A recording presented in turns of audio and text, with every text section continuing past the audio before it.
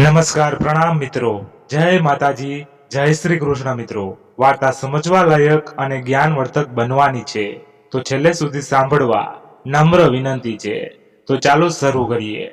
શહેરના જાણીતા વૃદ્ધાશ્રમમાં છેલ્લો આશ્રયનું આ દ્રશ્ય, જ્યાં રાહુલ નામનો એક 40 વર્ષીય વ્યક્તિ પોતાની 75 વર્ષની માને મૂકવા માટે આવ્યો હતો। રિસેપ્શન પર બેઠેલી છોકરી અને રાહુલ વચ્ચે દલીલ ચાલી રહી હતી। જુઓ મેડમ, મારી વાત સમજવાની કોશિશ કરો। મારી પાસે એટલો સમય નથી કે ફરીવાર મારી મમ્મીને અહીં લઈને આવી શકું, એટલા માટે તમે અમને આજે જ એડમિશન આપી દો। તમે કહો તો હમણાં ને હમણાં 1 લાખનો ચેક બનાવીને તમને આપી દઉં। બસ તમે મારી મમ્મીને અહીં રાખી લો। અરે સર, હું એકવાર તમને કહી ચૂકી છું ને કે કોઈ પણ હાલતમાં તમારા મમ્મીને આજને આજ એડમિશન નહીં આપી શકીએ।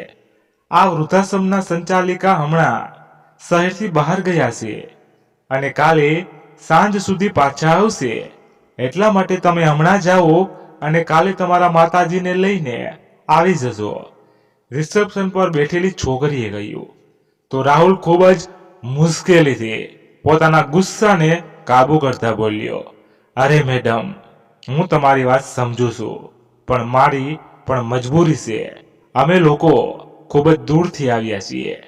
3 દિવસ પછી મારી અમેરિકાની ફ્લાઇટ છે। હજી તો મારે બધી તૈયારીઓ કરવાની છે। પ્લીઝ મારી પરિસ્થિતિને સમજવાની કોશિશ કરો।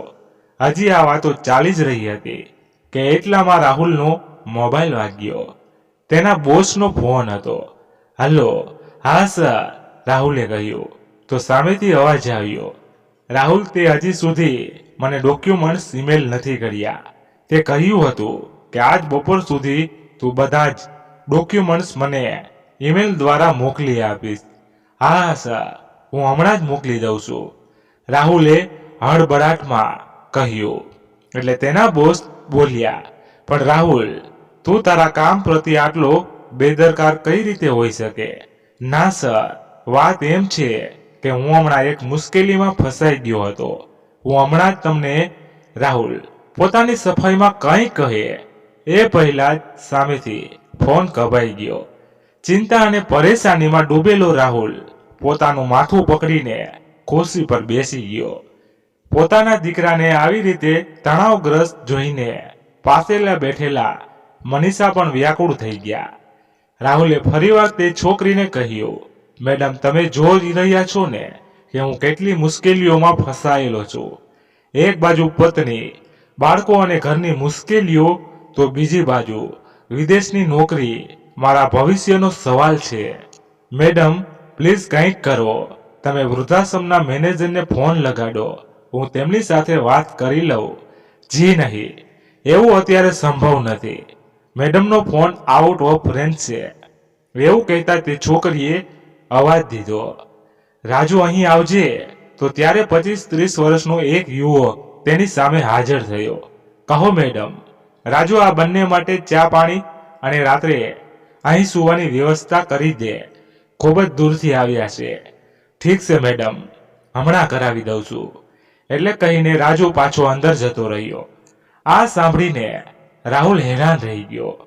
ત્યારે તે છોકરી બોલી, જુઓ મિસ્ટર રાહુલ, તમે એટલી દૂરથી ફરીવાર ન આવી શકતા હોવ તો તમે બંને આજ રાત માટે અહીં જ રોકાઈ જાઓ। પણ મેડમ, મને ખૂબ જ પરેશાની થઈ જશે। અરે, મેં કહ્યું ને કે તમે રાત્રે અહીં રોકાઈ શકો છો। તમે રૂમ નંબર 4માં જતા રહો। કોઈ વસ્તુની જરૂર હોય તો જાણ કરી દેજો। તે છોકરીના કહેવા પર રાહુલ ઉદાસ મનથી પોતાની માને લઈને રૂમમાં જતો રહ્યો, જ્યાં રાજુએ જમીન પર ગાદલા પાથરીને તેમના માટે રાત્રે રોકાવાની વ્યવસ્થા કરી। સાહેબ, હું થોડી વારમાં જ ચા નાસ્તો લઈને આવું છું, ત્યાં સુધી તમે હાથ મોઢું ધોઈને ફ્રેશ થઈ જાઓ। બાજુમાં જ બાથરૂમ છે, એટલું કહીને રાજુ રસોડામાં જતો રહ્યો। રાહુલ ત્યાં જ લેપટોપ લઈને બેસી ગયો અને જલ્દીથી ઓફિસનું કામ પતાવવા લાગ્યો। મનીષાબેન પણ બાજુમાં પોતાનું બેગ ખોલીને બેસી ગયા અને સિલ્વર ફોઇલમાં વીટેલા થેપલા કાઢીને બોલ્યા, ખબર છે બેટા, મેં સવારમાં ઉઠીને જ મારા અને તારા માટે થેપલા બનાવી લીધા હતા. તને ભાવે છે ને? અથાણું પણ લઈ આવી છું. પોતાની માની આ વાતનો રાહુલે કોઈ જવાબ આપ્યો નહીં. તે તો બસ પોતાના કામમાં જ વ્યસ્ત હતો. પછી મનીષાબેન બોલ્યા, ભલે કઈ વાંધો નહીં, હું તને મારા હાથેથી ખવડાવું છું. ખબર નહીં આજ પછી આ સુખ મને ક્યારે મળે. એટલું કહેતા કહેતા તેમનો સ્વર ગળગળો થઈ ગયો. જેવો જ થેપલાનો એક ટુકડો તોડીને તેઓ રાહુલને ખવડાવવા ગયા તો રાહુલ ગુસ્સાથી બોલ્યો, શું છે મમ્મી, તમારે તો કોઈ બીજું કામ છે નહીં. મારે હજી ઘણું બધું કામ પૂરું કરવાનું છે. તમે જ ખાઈ લો થેપલા, મને અત્યારે ભૂખ નથી. દીકરાની આ વાત સાંભળીને મનીષાબેન ડઘાઈ ગયા અને ચૂપચાપ તે થેપલા પાછા બેગમાં મૂકી દીધા. પછી બોલ્યા, ઠીક છે બેટા, તને જીવનમાં ખૂબ જ પ્રગતિ મળે, ખૂબ જ મોટો માણસ બની જાય, મારી ભગવાનથી આ જ પ્રાર્થના છે. થોડી વાર આમ જ બેઠા બેઠા મનીષાબેન પોતાના ભૂતકાળમાં ખોવાઈ ગયા.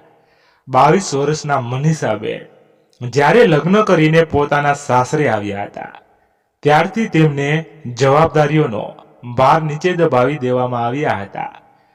ઘરમાં ઘણા બધા સદસ્યો હતા.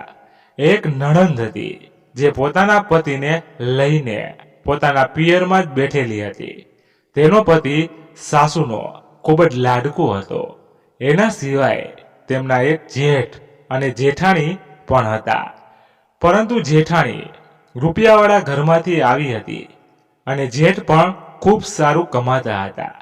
એટલા માટે જેઠાણી સાસુની બિલકુલ પરવા કરતી નહોતી. એટલે સાસુમાનો બધો રૂઆબ મનીષાબેન ઉપર જ ચાલતો હતો. મનીષાબેનના પતિ એક નાની મોટી પ્રાઇવેટ નોકરી કરતા હતા. કંઈ ખાસ કમાઈ નહોતા શકતા. ઘરનો ખર્ચરો સસરા અને જેઠની કમાણીથી ચાલતું હતો. આ બધાના કારણે મનીષાબેનની સ્થિતિ એક નોકરાણીથી વધારે નહોતી. પોતાના સસરામાં એટલું પણ ઓછું હતું કે વિવાહના ઘણા વર્ષો વીતી ગયા હતા પણ મનીષાબેનનો ખોડો ભરાણો ન હતો. મનની પીડા ત્યારે વધી જતી હતી જ્યારે સાસરાવાળા પણ તેમણે વાંજણી હોવાના મેણા સંભળાવતા હતા. આખરે વિવાહના 12 વર્ષ પછી ભગવાને તેમની પ્રાર્થના સાંભળી અને તેમને સંતાન સુખની પ્રાપ્તિ થઈ. પરંતુ તેમનો દીકરો હજી 1 મહિનાનો જ થયો હતો કે તેમના પતિનું એક રોડ એક્સિડન્ટમાં અવસાન થઈ ગયું. મનીષાબેન અંદરથી પૂરી રીતે ભાંગી પડ્યા હતા. હવે તેમના જેઠ જેઠાણી પણ પરિવારથી અલગ થઈ ગયા. સાસુ સસરા પણ થોડા સમય બાદ સ્વર્ગ સિધાવી ગયા. નણંદ અને નણંદોએ અલગ ઘર બનાવી લીધું. મનીષાબેન પોતાના દીકરાની સાથે બિલકુલ એકલા રહી ગયા. પરંતુ તેમણે હિંમત હારી નહીં. દીકરાના પાલન પોષણ માટે તેમણે લોકોના ઘરોના કામ કરવાનું શરૂ કર્યું. બધું કામ કરવા છતાં પણ તેઓ પોતાના દીકરાને ક્યારેય એકલો મૂકતા નહોતા. આટલી મુશ્કેલીઓમાં સહન કરવા છતાં પણ મનીષાબેને તેને સારી રીતે ભણાવ્યો, ગણાવ્યો અને એ લાયક બનાવ્યો કે તેને એક ખૂબ જ મોટી મલ્ટીનેશનલ કંપનીમાં નોકરી મળી ગઈ. પછી તેની મુલાકાત નેહા નામની છોકરી સાથે થઈ. બંને એકબીજાથી તરફ આકર્ષિત થવા લાગ્યા અને જલ્દી જ બંને લગ્ન કરવાનો નિર્ણય લઈ લીધો. નેહા મોડર્ન વિચારની છોકરી હતી. ઘરનું કામ કરવું તેને જરાય પણ પસંદ ન હતું. જ્યારે ઘરનું બધું જ કામ મનીષાબેન જ કરવું પડતું હતું. ત્યાં આખો દિવસ હરવું ફરવું, બહેનપણીઓ સાથે શોપિંગ પર જવું અથવા તો પોતાના મમ્મી પપ્પાના ઘરે જતા રહેવું. આ જ તેની દિનચર્યા હતી. કોઈક દિવસ ઘર પર રહેતી તો બહેનપણીઓને બોલાવીને કીટી પાર્ટી કરતી રહેતી. આ બધું મનીષાબેનને જરાય ગમતું નહોતું. પરંતુ કહે તો પણ કોને વહુને સમજાવવા લાગતા તો સામો જવાબ સાંભળવા મળતો હતો અને દીકરો પત્ની ઘેલો હતો એટલે જેમ તેમ જિંદગીની ગાડી ચાલી રહી હતી. સમય આજ જ વીતતો લાગ્યો. સમય આમ જ વીતવા લાગ્યો. રાહુલ અને નેહાના લગ્નને હવે 12 વર્ષ વીતી ગયા હતા. મનીષાબેનને 2 પૌત્ર હતા, એક 10 વર્ષનો અને બીજો 8 વર્ષનો. નેહાના પિયરવાળા અમેરિકામાં શિફ્ટ થઈ ગયા હતા, એટલે નેહાએ પણ હવે રટ લગાવતી હતી કે તેને પણ અમેરિકામાં જઈને વસવું છે. ત્યાંની હરીફાઈ જિંદગીની મજા લેવી છે. સંજોગોથી રાહુલની કંપનીને તેને વિદેશમાં નોકરીની ઓફર આપી. અહીંથી 2 ગણા પગારની લાલચમાં રાહુલે પણ એ ઓફરનો સ્વીકાર કરી લીધો. તેની પત્ની નેહા અને બંને બાળકો તો જાણે ખુશીથી ફૂલાઈ ગયા હતા. રાહુલ પોતાની મમ્મી મનીષાબેનને પણ સાથે લઈને જવા માંગતો હતો, પરંતુ તેમના વિઝા રિજેક્ટ કરી નાખવામાં આવ્યા. એટલે રાહુલ પરેશાન થઈ ગયો કે હવે શું કરવામાં આવે. અહીં તેની પત્ની નેહા અમેરિકા જવાની જીદ પર અડગ હતી. તેણે ઉપાય આપ્યો કે હમણાં પૂરતા મમ્મીને વૃદ્ધાશ્રમમાં મોકલી દઈએ અને 1 વર્ષ પછી ફરીવાર વિઝા માટે અપ્લાય કરીશું અને પછી તેમને અમેરિકા સાથે લઈ જઈશું. પરંતુ આવતા વર્ષે પણ વિઝા ના મળ્યા તો રાહુલે કહ્યું. એટલે નેહા બોલી, અરે તો શું થયું? જોકે હું તો કહું છું કે તેમના માટે વૃદ્ધાશ્રમ જ ઠીક રહેશે. તેઓ આપણી સાથે વિદેશ જઈને શું કરશે? અને તમારે પણ તમારી મા વિશે વિચારીને પરેશાન થવાની બદલે પોતાની આવવાવાળી જિંદગી પર ધ્યાન દેવું જોઈએ. આ સમય પ્રેક્ટિકલ થઈને વિચારવાનો છે. ભાવનાઓમાં વહીને આટલી સારી તક મૂકી ન દેતા. રાહુલને પણ આ વાત ઠીક લાગી અને પોતાની મમ્મીને વૃદ્ધાશ્રમ મોકલવા માટે તૈયાર થઈ ગયો. ચા બિસ્કિટ લઈ આવ્યો છું. માતાજી. રાજુના અવાજથી મનીષાબેનની તંદ્રા ભંગ થઈ અને તેઓ વર્તમાનમાં આવી ગયા. મનીષાબેન ચાનો કપ ઉપાડીને ચા પીવા લાગ્યા અને રાહુલને કહ્યું, બેટા કમસે કમ ચા તો પી લે. શું મમ્મી, એક તો હું આટલી પરેશાનીમાં છું અને તમને ખાવા પીવાનું સૂઝી રહ્યું છે. આજે કામ પૂરું કરીને ન આપ્યું તો બોસ મને ખૂબ જ ખીજાશે અને અહીં ઇન્ટરનેટની રેન્જ પહોંચતી જ નથી. ખબર નહીં આ વૃદ્ધાશ્રમવાળાઓએ પણ પોતાના જ નિયમ બનાવી રાખ્યા છે. હદ છે. એટલું પણ નથી સમજતા કે કોઈ વૃદ્ધ છે અથવા તો બીજા શહેરમાંથી આવ્યા છે તો આ લોકોએ વૃદ્ધોને આશરો દેવો જોઈએ. પરંતુ અહીં તો એક તરફ વૃદ્ધાશ્રમની મેનેજર ફરવા માટે નીકળી ગઈ છે તો બીજી તરફ જે મેડમ અહીં બેઠી છે તે આપણી વાત સાંભળવા જ તૈયાર નથી. જ્યારે રાહુલનો ગુસ્સામાં આ બધી વાતો બોલી રહ્યો હતો તે સમયે દરવાજા પર તે છોકરી ઊભી આ બધી વાતો સાંભળી રહી હતી. ત્યારે અચાનક તેને પોતાની સામે જોઈને રાહુલ પોતાની વાત પર ઢાંક પીછોડા કરતા બોલ્યો, અરે હું તો બસ એમ જ રહેવા દો મિસ્ટર રાહુલ. હું જાણું છું આ રીતના વાતાવરણમાં કોઈ પણ વ્યક્તિ ચીડચીડું થઈ જાય છે. તમે મારી સાથે ચાલો, મારે તમારી સાથે કંઈક વાત કરવી છે. એવું કહીને તે છોકરી રૂમની બહાર નીકળી ગઈ. રાહુલને લાગ્યું કે કદાચ તે વધારે રૂપિયાની ડિમાન્ડ કરશે એટલે બહાર નીકળતા જ બોલ્યો, જુઓ મેડમ, જો તમે કહો તો હું 1 લાખની બદલે 1.5 લાખ રૂપિયાનો ચેક આપી દઉં. ત્યારે છોકરી બોલી, જી નહીં મિસ્ટર રાહુલ, રૂપિયાની તો વાત જ નથી. મને હેરાની તો બસ એ વાતની છે કે નાનપણમાં તમારી પાછળ તમારી માએ ખબર નહીં કેટલા જરૂરી કામ પડતા મૂક્યા હશે, કેટલી રાતો જાગીને વિતાવી હશે અને તમે તેમના માટે અહીં 1 રાત પણ નથી વિતાવી શકતા. આ સાંભળીને રાહુલની આંખોમાં શરમથી નીચે નમી ગઈ. પછી તે છોકરી બોલી, ચલો હું તમારી આ સમસ્યા પણ હલ કરી આપું. હું તમારી માતાજીને હમણાં ને હમણાં એડમિશન અપડાવી દઉં. પરંતુ શું મેડમ? પરંતુ મિસ્ટર રાહુલ, તમારે મારું એક નાનકડું કામ કરવું પડશે. એ છોકરીની આ વાત સાંભળીને રાહુલને પ્રશ્નવાચક નજરથી જોવા લાગ્યો. એટલે તે છોકરી બોલી, અહીં વૃદ્ધાશ્રમમાં રમણીકલાલ નામના એક વૃદ્ધ વ્યક્તિ રહે છે. તમારે ફક્ત તેમનો પુત્ર બનવાનું નાટક કરવું પડશે. આ સાંભળીને રાહુલ હેરાન રહી ગયો. પછી તે છોકરી બોલી, લગભગ 10 વર્ષ પહેલા તેમનો દીકરો તેમને અહીં મૂકીને કેનેડા જતો રહ્યો હતો, પોતાની પત્ની અને દીકરાને લઈને. ત્યારથી લઈને આજ સુધી તેઓ પોતાના પુત્રને મળવા માટે તરસી રહ્યા છે. તેમને આશા છે કે એક દિવસ તેમનો પુત્ર તેમને મળવા માટે જરૂર આવશે. પરંતુ મિસ્ટર રાહુલ, આજે તેમની તબિયત ખૂબ જ વધારે ખરાબ છે. મને નથી લાગતું કે હવે તેમની પાસે વધારે સમય છે. જો થઈ શકે તો તમારું અમારું આ એક નાનકડું કામ કરી આપો. ફક્ત એક નાટક જ કરવાનું છે, પરંતુ વિચારો, પોતાના પુત્રને એક નજર જોવા માટે હરપળ તરસતી તેમની આંખોને કેટલો આનંદ મળી જશે. તમે મારું આ કામ કરી આપો. હું તમારી માતાજીનું હમણાં જ એડમિશન કરાવી દઈશ. આ વાત સાંભળીને રાહુલે કહ્યું, પરંતુ મેડમ, મને તો તેમના પુત્ર વિશે કંઈ જ ખબર નથી. તેનું નામ શું છે? એમને શું કહીને બોલાવે છે? અરે મિસ્ટર રાહુલ, તમારે એમને કંઈ પણ કહેવાની જરૂર નથી. બસ એટલું યાદ રાખજો કે તેમના પુત્રનું નામ પ્રદીપ છે. હવે તમે મારી સાથે ચાલો.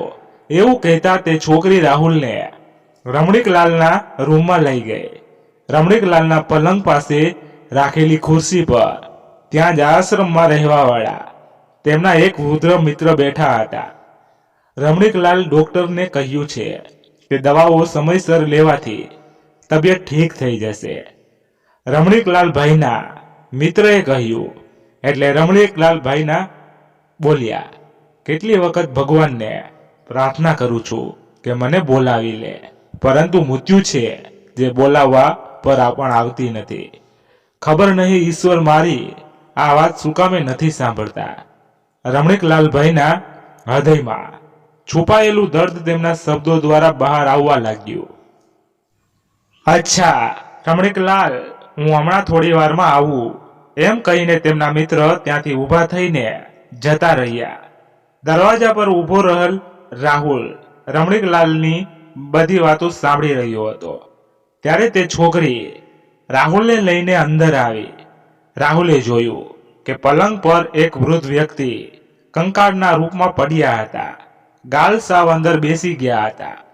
વૃદ્ધ આંખો જાણે રાડો પાડીને તેમના દુઃખ અને પીડાની કહાની કહી રહી હતી, પરંતુ તેમનો આવતો જતો શ્વાસ તેમના જીવિત હોવાનું પ્રમાણ આપી રહ્યો હતો. તેમની પાસે જઈને તે છોકરી બોલી, દાદા જુઓ તો કોણ આવ્યું છે તમને મળવા. એટલે રમણીકલાલભાઈએ પોતાની આંખો ધીરેથી ખોલી અને બોલ્યા, કોણ છે બેટા? એટલે તે છોકરીએ કહ્યું, જુઓ દાદા, તમારો પુત્ર પ્રદીપ આવ્યો છે. શું મારો પ્રદીપ આવી ગયો? એવું કહેતા દાદાની આંખોમાં એક ચમક આવી ગઈ. હા દાદા, તમારો પુત્ર કેનેડાથી ખાસ તમને મળવા માટે આવ્યો છે. મારો દીકરો આવી ગયો મને મળવા. આટલા દિવસ સુધી તને મારી યાદ ન આવી. કેટલો મોટો થઈ ગયો છે રે. તું તેની તરફ નજર નાખતા રમણીકલાલભાઈના વૃદ્ધ શરીરમાં જાણે જીવ પાછો આવી ગયો. તે છોકરીએ તેમને ટેકો દઈને પલંગ પર બેઠા કર્યા અને બોલી, દાદા, કાલે તમારા પુત્રની પાછી જવાની ફ્લાઇટ છે, એટલા માટે આજે તમે તેની સાથે ધરાઈને વાતો કરી લો. એટલું કહીને તે છોકરી રૂમની બહાર જતી રહી અને રાહુલ પાસે રાખેલી ખુરશી પર બેસવા ગયો. ત્યારે રમણીકલાલભાઈ બોલ્યા, ત્યાં નહીં બેટા, અહીં મારી પાસે બેસ.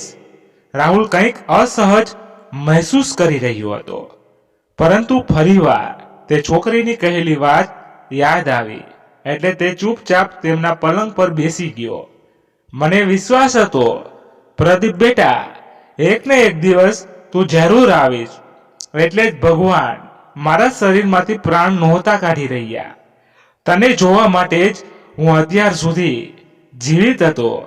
પરંતુ બેટા, તું કાલે જ પાછો જતો રહીશ. કેટલા વર્ષો મેં તારી રાહ જોઈ છે અને મળવા માટે ફક્ત થોડાક જ કલાક બોલતા બોલતા વચમાં જ રમણીકલાલભાઈ આપવા લાગ્યા, પરંતુ પૌત્રને મળવાનો ઉત્સાહ એટલો હતો કે બધી કમજોરી ભૂલીને ફરીવાર વાતો કરવા લાગ્યા.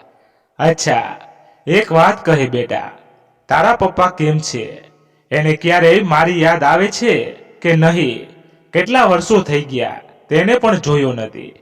આ વાત સાંભળીને રાહુલ કંઈ બોલી ન શક્યો. પછી રમણીકલાલભાઈ બોલ્યા, તારી મમ્મી તો ઠીક છે ને? આ દાદા બધા બરાબર છે. ખબર છે બેટા, અહીં વૃદ્ધાશ્રમમાં ઘણી વખત લોકો મીઠાઈ વેચવા આવે છે. કાલે પણ કોઈકના પૌત્રનો જન્મદિવસ હતો તો તેમણે વૃદ્ધાશ્રમના બધા લોકોમાં પહેંડા વેચ્યા. તે જ ક્ષણે મારી આંખોની સામે તારા નાનપણની યાદો નાચવા લાગી. એવું કહેતા રમણીકલાલભાઈએ પાસે પડેલી એક નાનકડી વાટકી ઉપાડી, જેમાં એક પેંડો રાખેલો હતો, અને રાહુલને આપતા તેઓ બોલ્યા, બેટા, આ પેંડો મેં તારા માટે જ રાખ્યો હતો. રાહુલે મને તે પેંડો ઉપાડ્યો એટલે રમણીકલાલભાઈના પોપલા ચહેરા પર હળવી મુસ્કાન આવી ગઈ અને બોલ્યા, બેટા, તને યાદ છે જ્યારે તું સાવ નાનો હતો ને, ત્યારે આખો દિવસ મારી આજુબાજુ જ ફરતો રહેતો હતો. તને પેંડા ખૂબ જ ભાવતા હતા, પરંતુ તારી મમ્મી તને વધારે પેંડા ખાવાથી મનાઈ કરતી હતી. એટલા માટે રોજ સાંજે પાર્કમાં ચક્કર મારવાના બહાને તું મારો હાથ પકડીને બજાર લઈ જતો અને મીઠાઈની દુકાનમાંથી પેંડા લઈને ખાતો. તે દરમિયાન તું એક ક્ષણ માટે પણ મારો હાથ મૂકતો નહોતો, અને ત્યારબાદ તે મારો હાથ એવો મૂકી દીધો કે પછી ફરીવાર ક્યારેય પકડ્યો જ નહીં. પોતાના ધ્રુજતા હાથો તરફ જોઈને રમણીકલાલભાઈએ કહ્યું. એટલે રાહુલ બોલ્યો, ના ના દાદા, એવી વાત નથી. જિંદગીમાં પરેશાનીઓ ઘણી છે, પરંતુ છતાં પણ જુઓ, હું તમને મળવા આવ્યો છું ને. પરંતુ કામને પણ સમય દેવો પડે ને. દાદા, હવે પોતાના કામને સમય દેવાની કોશિશ કરીએ તો સંબંધોને સમય નથી આપી શકતા, અને જો સંબંધો પર ધ્યાન આપીએ તો કામ છૂટવા લાગે છે. હા બેટા, ભૂલ તો અમારી જ છે. અમે કામના ભારને સંબંધ સમજતા હતા, અને સંબંધોને ભાર. આ સાંભળીને રાહુલ નજરો નીચી કરીને ચૂપચાપ બેસી રહ્યો. પછી રમણીકલાલભાઈ બોલ્યા, પરંતુ બેટા, મને ખુશી છે, કમસે કમ તું મને મળવા તો આવ્યો. એક વાત તો કે, તારા લગ્ન થઈ ગયા? શું? રમણીકલાલભાઈના આ સવાલ પર રાહુલ વિચારમાં પડી ગયો. દિમાગમાં વિચાર આવ્યો કે જો હા કહીશ તો દાદા પોતાની પુત્રવધુ વિશે પૂછવા લાગશે. શું થયું બેટા? ક્યાં વિચારવા ખોવાઈ ગયો? તારા લગ્ન થઈ ગયા છે કે નહીં? રમણીકલાલભાઈએ પૂછ્યું તો રાહુલ બોલ્યો, અરે ના દાદા, મારા લગ્ન નથી થયા. અચ્છા, તું કોઈ છોકરી પસંદ કરી રાખી છે? તે અરે ના દાદા, તમે પણ કેવી વાતો કરી રહ્યા છો? પછી પ્રદીપ બેટા, હવે તું મારાથી છુપાવીશ?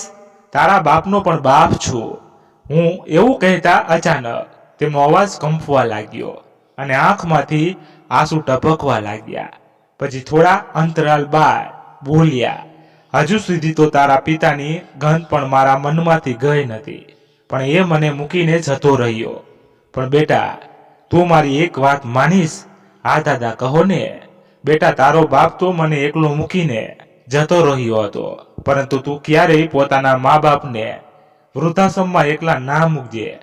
વૃદ્ધાશ્રમમાં જ્યારે એક માણસ એકલો રહી જાય છે ને, તો તેની જિંદગી એક સજાથી વધારે બીજું કંઈ નથી રહી જતી. આ ફક્ત મારા એકલાની જ કહાની નથી. અહીં વૃદ્ધાશ્રમમાં કેટલા એવા વૃદ્ધો છે જેમના દીકરા દીકરીઓ, વહુઓ, પોત્ર પોત્રીઓ બધા છે, પરંતુ છતાં પણ તેમનું પોતાનું કોઈ નથી. જીવન જીવવાના આ તબક્કામાં આવીને બધા સંબંધો મિથ્યા લાગવા લાગે છે. અહીં રહેવાવાળા વૃદ્ધ લોકોના હૃદયમાં પરિવારની યાદો દિવસ રાત તીરની જેમ ચૂપતી રહે છે. હજી રાહુલ અને રમણીકલાલની વાતો ચાલી જ રહી હતી. રાહુલનો ફોન વાગ્યો. તેણે જોયું તેની પત્ની નેહાનો ફોન હતો. પછી બોલ્યો, અચ્છા દાદા, હવે તમે સૂઈ જાઓ. સવારે એરપોર્ટ જવાથી પહેલા હું તમને મળવા આવીશ. હા બેટા, તું પણ થાકી ગયો હોઈશ, જઈને સૂઈ જા. ભગવાન કરે તને દુનિયાની બધી ખુશીઓ મળે. રાહુલ રમણીકલાલભાઈને પગે લાગ્યો, આશીર્વાદ લીધા અને ઉદાસ પગલે દરવાજા તરફ વધ્યો. પરંતુ જેવો તે દરવાજાની ચોખટ પાર કરવા ગયો, એ જ સમયે એક ઘૂંટાયેલી હૃદય વિદારક ચીસ તેને સંભળાઈ. એ અવાજે તેના હૃદયને ભયભીત કરી નાખ્યું. કોઈ અનહોનીની આશંકાથી તેણે પાછળ વળીને જોયું તો રમણીકલાલભાઈ પોતાના પલંગ પર નિસ્તેજ થઈને પડી ગયા હતા. રાહુલ જલ્દી તેમની પાસે ગયો, તેમને હલાવ્યા, પરંતુ તેમના પ્રાણ પંખીડું ઉડી ગયા હતા. તે વૃદ્ધ વ્યક્તિ સાથે કોઈ સંબંધ ન હોવા છતાં પણ તેની આવી હાલત જોઈને રાહુલની આંખોમાંથી આંસુ વહી નીકળ્યા હતા. તેણે તરત જ રિસેપ્શન વાળી છોકરીને અવાજ દીધો અને રમણીકલાલભાઈ વિશે જણાવ્યું. ઘણીવાર સુધી રાહુલ ઉદાસ થઈને બહાર બેઠો રહ્યો. ત્યારે ફરીવાર તેનો ફોન વાગ્યો. રાહુલે ફોન ઉપાડ્યો તો તેની પત્ની બોલી, અરે આટલી વારથી ક્યાં છો? તમે તો મમ્મીને વૃદ્ધાશ્રમ મૂકવા ગયા હતા ને, તો પછી હજી સુધી આવ્યા કેમ નહીં? એમાં શું છે? નેહા અહીં વૃદ્ધાશ્રમની સંચાલિકા ઉપસ્થિત હતી નહીં, જે કારણથી મમ્મીનું એડમિશન નથી થઈ રહ્યું. એટલા માટે હું ત્યારે જ રાહુલની વાતને વચ્ચે કાપીને નેહા બોલી, અરે કમાલ કરો છો તમે પણ. આજે એડમિશન નહોતું થયું તો કાલે થઈ જાય.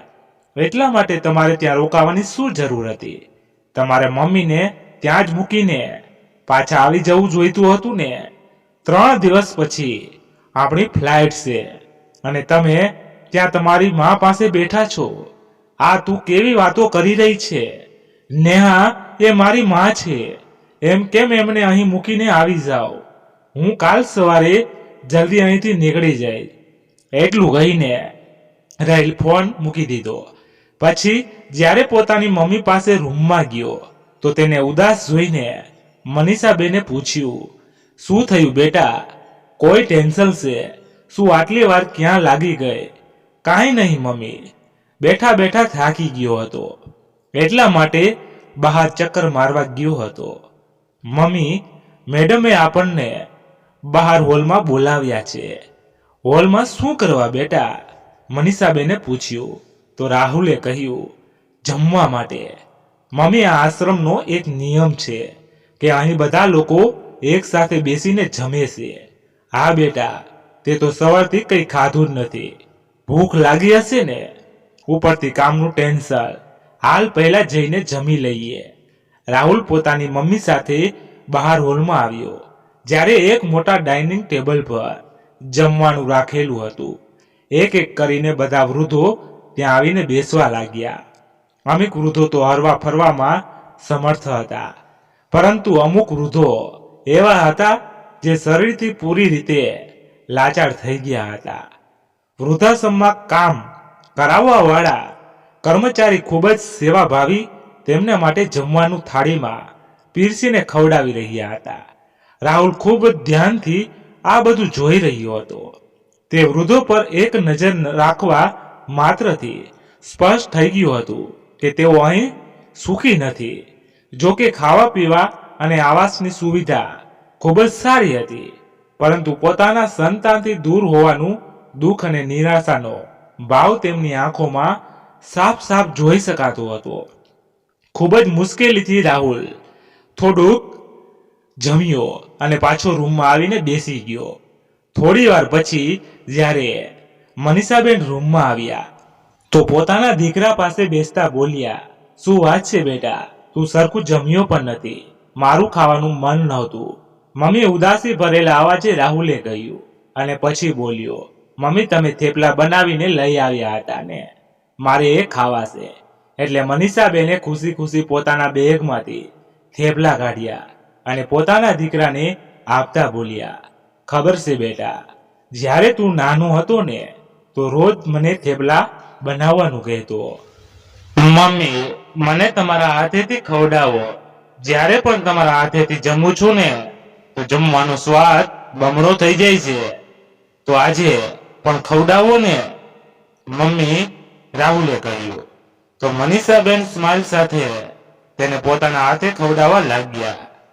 પછી ભાઈ વિભોર તથા રાહુલે કહ્યું, મમ્મી યાદ છે તમને જ્યારે નાનપણમાં એક વખત ઉનાળાના વેકેશનમાં આપણે માસીના ઘરે ગયા હતા, તો હું ત્યાં ગલીમાં પડોશમાં છોકરાઓ સાથે છુપમ છુપાઈ રમી રહ્યો હતો. કોઈ ક્યાંય તો કોઈ ક્યાંય સંતાયું હતું. હું પણ છોકરાઓની સાથે પાસેની ગલીમાં જઈને છુપાઈ ગયો હતો. થોડી વારમાં બાકી બધા છોકરાઓ તો ભાગી ગયા, પરંતુ હું ત્યાં ગલીઓમાં ફરતો રહ્યો, કેમ કે માસીનું ઘર ક્યાં છે મને કઈ સમજાતું ન હતું. એ ઘટના યાદ કરીને મનીષાબેન બોલ્યા, હા બેટા, ક્યાં ક્યાં નહોતો શોધ્યો મેં તને. બપોરથી સાંજ સુધી થઈ ગઈ હતી અને સાંજથી રાત પણ તું ક્યાંય મળ્યો નહીં.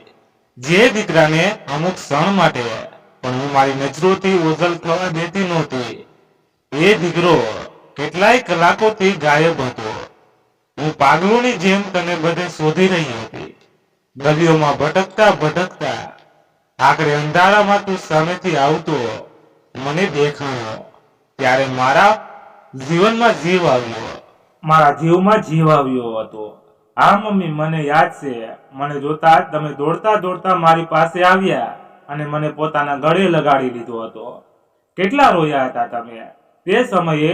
વાત કરતા કરતા મનીષાબેન અને રાહુલની આંખોમાં આંસુ આવી ગયા. ઘણો સમય વીતી ગયો હતો મા દીકરાને આવી રીતે એક સાથે બેસીને વાતો કરે. જ્યારથી રાહુલના લગ્ન થયા હતા ત્યારથી લઈને આજ સુધી તો તે ફક્ત પોતાની પત્ની, બાળકો અને નોકરીમાં જ વ્યસ્ત રહેતો હતો. મા પાસે બેસવાનો ના તો તેની પાસે સમય હતો અને ના ત્યારે તેને જરૂર મહેસૂસ થઈ હતી. વાતો કરતા કરતા રાહુલ પોતાની મમ્મીના ખોડામાં માથું રાખીને જ સૂઈ ગયો. રૂમની બહાર ઊભી રિસેપ્શન વાળી છોકરી ઘણા સમયથી આ બધું ચૂપચાપ જોઈ રહી હતી. મનીષાબેન ઘણીવાર સુધી રાહુલના માથામાં હાથ ફેરવતા રહ્યા અને પછી બેઠા બેઠા જ સૂઈ ગયા. બીજા દિવસે સવારે રાહુલની નીંદર ઉડી તો 8 વાગી રહ્યા હતા. ઘડિયાળ જોતા જ તે ચોંકી ગયો અને મનીષાબેનને જગાડીને બોલ્યો, મમ્મી મારે તો મોડું થઈ ગયું, ઓફિસ પણ જવાનું હતું. ઉતાવળમાં તે પોતાના બેગમાં બધું સામાન રાખવા લાગ્યો અને રિસેપ્શન પર બધી ફોર્માલિટી પૂરી કર્યા બાદ જેવો જવા માટે તૈયાર થયો તો મનીષાબેન બોલ્યા, બેટા પોતાનું ધ્યાન રાખજે, રસ્તામાં રોકાઈને કંઈક ખાઈ લેજે, નહીતર મને તારી ચિંતા થતી રહેશે. ઠીક છે મમ્મી, હવે હું જાઉં છું. એટલું કહીને રાહુલ ઉતાવળમાં નીકળી ગયો.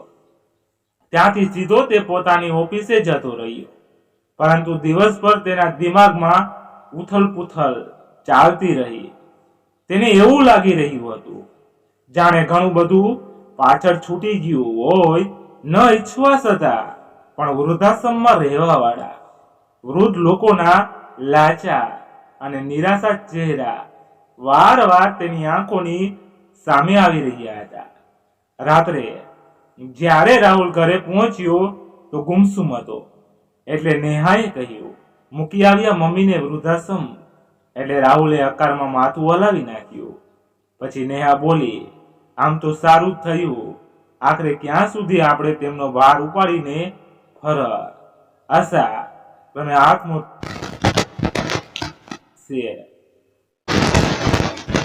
રાહુલે અત્યારમાં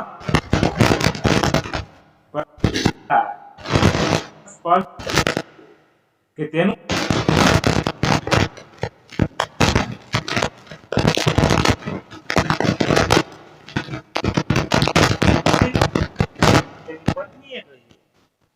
રાહુલ બોલ્યો, મને ભૂખ નથી અને ઊભો થઈને રૂમમાં જતો રહ્યો.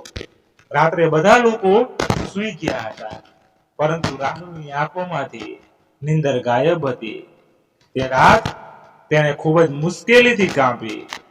બીજા દિવસે સવારમાં રાહુલ કોઈને પણ કઈ કહ્યા વગર પોતાની ગાડી લઈને ઘરેથી નીકળી ગયો અને ઠીક 2 કલાક બાદ તે એ જ વૃદ્ધાશ્રમની સામે ઊભો હતો જ્યાં તે પોતાની મમ્મીને મૂકીને આવ્યો હતો. જેવો જોવો અંદર ગયો ને તો સામે રિસેપ્શન વાળી છોકરી ઊભી હતી. અમુક વૃદ્ધો આંગણામાં આટા મારી રહ્યા હતા. અંદર જઈને રાહુલે બધી બાજુ જોયું, પછી કહ્યું, મેડમ મારા મમ્મી ક્યાં છે? પ્લીઝ એમને બોલાવી દો ને. એટલે તો છોકરીએ કહ્યું, મિસ્ટર રાહુલ, હમણાં તો તમારી મનીષાબેન સાથે વાત નહીં થઈ શકે. કેમ મેડમ, એવું શું થઈ ગયું? અચ્છા, મમ્મી હજી સુધી સૂતા હશે, કઈ વાંધો નહીં, હું અહીં જ બેઠો છું. જ્યારે તેઓ ઉઠી જશે ત્યારે તેમને મળી લઈશ. ત્યારે તે છોકરીએ કહ્યું, ના મિસ્ટર રાહુલ, તેઓ સૂતા નથી, પરંતુ વૃદ્ધાશ્રમના અન્ય વૃદ્ધ મહિલાઓ સાથે બાજુમાં બનેલા મંદિરમાં પૂજા કરવા માટે ગયા છે. એમણે પોતાના દીકરા માટે નિર્જળા ઉપવાસ રાખ્યો છે, પોતાના સ્વાસ્થ્ય અને જીવનની ચિંતા કર્યા વગર. તેમણે આ ઉંમરમાં પણ કઠણ વ્રત ધારણ કર્યું છે. આ સમયે તેઓ પૂજામાં વ્યસ્ત છે. તમારી લાંબી ઉંમર અને પ્રગતિ માટે ભગવાનને પ્રાર્થના કરી રહ્યા છે. તે છોકરીની આ વાતો સાંભળતા જ રાહુલની આંખોમાંથી અશ્રુધારા વહી નીકળી. ત્યારે તેને સામેથી મનીષાબેન હાથોમાં પૂજાની થાળી લઈને આવતા દેખાણા. તેમને જોતા જ રાહુલ મમ્મી મમ્મી કહેતા તેમની તરફ દોડ્યો. આંસુઓથી ભીંજાયેલો તેનો ચહેરો જોઈને મનીષાબેનને તે જ ઘટના યાદ આવી ગઈ જ્યારે તેમનો 6 વર્ષનો નાનકડો રાહુલ રાહ ભટકી ગયો હતો અને મમ્મીને જોતા જ મમ્મી મમ્મી રાડ પાડતો તેમની તરફ દોડતો આવ્યો હતો. તો મમ્મી, મને માફ કરી દો, મારાથી ખૂબ જ મોટી ભૂલ થઈ ગઈ છે, મને માફ કરી દો. મમ્મી, તમે મારા માટે શું શું નહોતું કર્યું. તમારા પ્રેમ અને આશીર્વાદના સહારે હું જીવનમાં આટલો સફળ વ્યક્તિ બની શક્યો છું. નાનપણમાં જે માં મને થોડી ક્ષણો માટે પણ એકલો મૂકતી નહોતી, તે જ માને મેં વૃદ્ધાશ્રમમાં રહેવા માટે છોડી દીધી. ધિક્કાર છે મારી જેવી સંતાન ઉપર. મમ્મીના પગમાં પડીને રાહુલ જેટલું બોલી રહ્યો હતો તો તેનાથી વધારે રડી રહ્યો હતો. મનીષાબેને તેના આંસુ સાફ કરતા તેને ઊભો કર્યો. તો રાહુલ બોલ્યો, ચલો મમ્મી, હવે ઘરે જઈએ. ત્યારે રિસેપ્શન વાળી છોકરી બોલી, પણ મિસ્ટર રાહુલ, તમે આવી રીતે ન લઈ જઈ શકો. એમને વૃદ્ધાશ્રમથી લઈ જવા માટે તમારે મેનેજર ઓફિસમાં જઈને બધી ફોર્માલિટી પૂરી કરવી પડશે. ઠીક છે મેડમ, તમે મને મેનેજરને મળાવી દો. આવો. તે છોકરી તેમને મેનેજરની ઓફિસમાં લઈને ગઈ. ડ્રોવરમાંથી એક પેપર કાઢતા સાઇન કરવા માટે રાહુલને આપવામાં આવ્યું અને સામે રાખેલી ખુરશી પર બેસી ગઈ. આ જોઈને રાહુલ હેરાન થઈ ગયો અને બોલ્યો, આ શું છે? મેનેજર મેડમ હજી સુધી આવ્યા નથી. એટલે તે છોકરી બોલી, મિસ્ટર રાહુલ, આ વૃદ્ધાશ્રમની મેનેજર હું જ છું. પરંતુ મેડમ, 2 દિવસ પહેલા તો તમે કહ્યું હતું કે મેનેજર છૂટી પર ગઈ છે. એટલે સ્માઇલ સાથે મેડમ બોલ્યા, તે બધું ખોટું હતું અને એ ખોટું હું એટલા માટે બોલી હતી જેથી તમે એક રાત અહીં રોકાઈને જુઓ કે ઉંમરના આ પડાવમાં પરિવારથી અલગ થઈને એક વ્યક્તિની હાલત શું થઈ જાય છે. અહીં આવવા વાળા બધા લોકોને હું એક તક આપું છું અને એ લોકો ખુશ નસીબ હોય છે જે આ તકને સંભાળી લેશે. સંબંધોનું પોતાનું જ મહત્વ હોય છે. મિસ્ટર રાહુલ, મા બાપ પોતાના બાળકોના જન્મથી પહેલા જ તેમનું કરિયર બનાવવા માટે રૂપિયા જમા કરવા લાગે, પરંતુ બદલામાં એ આશા નથી રાખતા કે તેમના છોકરાઓ મોટા થઈને તેમની વૃદ્ધાવસ્થા માટે રૂપિયા જમા કરો, કેમ કે એ સમયે તેમને રૂપિયાની જરૂરત નથી હોતી. તેમને જરૂરત હોય છે તો પોતાના સંતાનોની, તેમના થોડાક પ્રેમ અને સાથની. અને જ્યારે તેમને એ મળી જાય છે ને, તો તેમની આ અવસ્થા પણ ખુશી ખુશી નીકળી જાય છે. આ વાત સાંભળીને રાહુલ ની આંખોમાંથી આંસુ સાથે બોલ્યો, તમારો ખૂબ ખૂબ આભાર મેડમ. તમે મારા ઉપર ખૂબ જ મોટો ઉપકાર કર્યો છે. તમારો ખૂબ જ ધન્યવાદ. પોતાની મમ્મીને લઈને રાહુલ જેવો જ વૃદ્ધાશ્રમના ગેટથી બહાર જવા લાગ્યો, તો બધા વૃદ્ધો એકઠસે તેમને જોઈ રહ્યા હતા. અમુક વૃદ્ધો તો તેમને બહાર સુધી મૂકવા પણ આવ્યા. તે બધા વિચારી રહ્યા હતા કે કાશ તેમના જીવનમાં પણ આવો એક દિવસ આવે જ્યારે તેમનું કોઈ પોતાનું પશ્ચાતાપ અને આત્મજ્ઞાની સાથે અહીં આવે અને તેમને પોતાના ઘરે પાછા લઈ જાય. જેવા જ મનીષા પોતાના દીકરા સાથે ગાડીમાં બેઠા ત્યારે રાહુલને ફોન આવ્યો. અરે સવાર સવારમાં મને કહ્યા વગર ક્યાં જતા રહ્યા? તમે કેટલી વખત તમને ફોન કર્યો, પરંતુ તમે તો ફોન જ નહોતા ઉપાડતા. નેહાએ કહ્યું. એટલે રાહુલ બોલ્યો, હું વૃદ્ધાશ્રમથી મમ્મીને લઈને આવી રહ્યો છું. શું આ શું કહી રહ્યા છો? તમે મમ્મીને પાછા લાવી રહ્યા છો? અરે તેમને રાખશો ક્યાં? આપણે તો વિદેશ જવાનું છે અને હું કહી દઉં છું તમને વિદેશ જવાનો પ્રોગ્રામ હું જરાય કેન્સલ નહીં કરું. જ્યાંથી લાવી રહ્યા છો પાછા ત્યાં જ મૂકીને આવો તેમને. એટલે રાહુલ બોલ્યો, બિલકુલ નહીં. હું મારી માને એકલી મૂકીને અમેરિકા ના જઈ શકું. તારે જ્યાં જવું હોય તું જઈ શકે છે. હું તને મૂકવા માટે તૈયાર છું, પરંતુ પોતાની માને નહીં. એટલું કહીને રાહુલે ફોન મૂકી દીધો અને મનમાં નક્કી કરી લીધું કે હવે ભલે ગમે તેવી પરિસ્થિતિ હોય તે પોતાની માનો સાથ ક્યારેય પણ નહીં મૂકે. તો મિત્રો, આજની વાર્તા અહીંયા સમાપ્ત થાય છે. તમારે શું કહેવું છે એ કોમેન્ટમાં કહેજો. અમે પસંદ આવી હોય તો લાઈક કરી દેજો અને તમારા મિત્રો સાથે અવશ્ય શેર કરજો, એટલે તે પણ આવી નવી નવી વાર્તાઓ સાંભળી શકે. ચેનલને સબસ્ક્રાઇબ કરવાનું ભૂલાય નહીં. ધન્યવાદ.